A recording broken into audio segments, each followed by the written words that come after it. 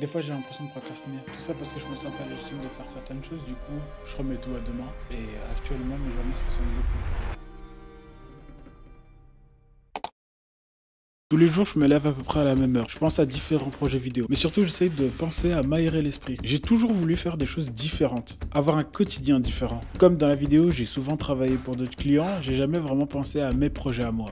Et j'ai commencé la vidéo parce que j'avais besoin de créer et de mettre en image ce que j'avais dans la tête. En ce qui concerne la danse, j'ai commencé parce que j'avais envie de sociabiliser et de voir d'autres personnes, de sortir de chez moi. Et surtout, ma famille était déjà bien initiée dedans. J'ai accroché directement, ça m'a plu. Du coup, j'enchaîne les spectacles et les prestations, je commence à donner cours et très vite une blessure arrive. Et du coup, après cela, je me dis que la danse, c'est fini pour moi. Enfin, presque. Du coup, j'avais l'impression d'être rempli par un devoir, de devoir apprendre et transmettre. Et du coup, l'année dernière, je me dis qu'il faut que je pense à moi.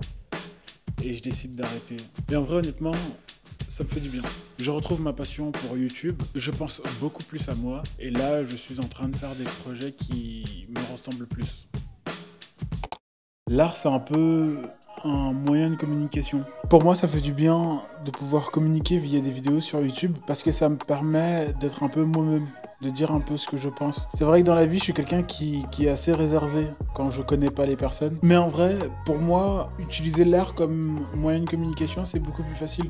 Beaucoup plus simple, et je ne parle pas forcément que de la danse, mais aussi de la réal. Longtemps, j'ai priorisé les projets des autres avant les miens. Un peu comme si mes projets à moi ne pouvaient pas vivre, ne pouvaient pas prendre vie, et comme s'ils devaient être bloqués dans ma tête à l'état de simple idée.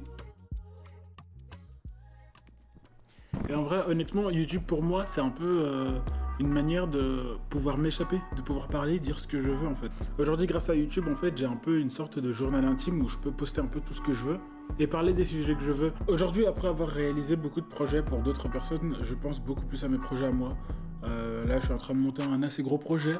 Du coup, cette chaîne, c'est beaucoup plus qu'une simple chaîne YouTube, c'est aussi un exutoire pour moi. Ça me permet de sortir un peu tout ce que j'ai dans la tête, toutes les idées que j'ai, et pouvoir vous les transmettre. Comme je travaille aujourd'hui beaucoup pour des vidéos d'événements, des documentaires, aujourd'hui je m'intéresse beaucoup plus à tout ce qui est les films de fiction. Du coup, vous pouvez voir toutes les vidéos de cette chaîne un peu comme une sorte de filmographie de tout ce que je pourrais faire.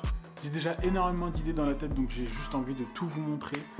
Mais bon, il va falloir être un peu patient quand même, parce que ça prend du temps de faire des petits films. Du coup, n'hésite pas à t'abonner pour suivre la suite de mes vidéos. N'hésite pas à liker si jamais t'as aimé cette vidéo. Et booste-la aussi si jamais ça fait une semaine qu'elle est sortie. Du coup, là, ça me fait du bien de pouvoir communiquer juste comme ça et de juste partager. Sur ce, merci d'avoir regardé cette vidéo, et je te laisse.